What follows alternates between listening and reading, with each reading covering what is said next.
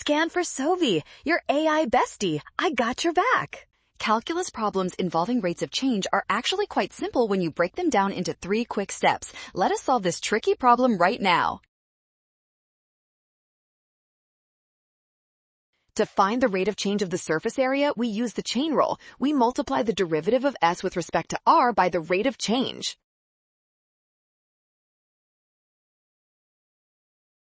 Next, we differentiate the function s with respect to r. Using the power rule and chain rule on the square root, we find the derivative expression for the surface area.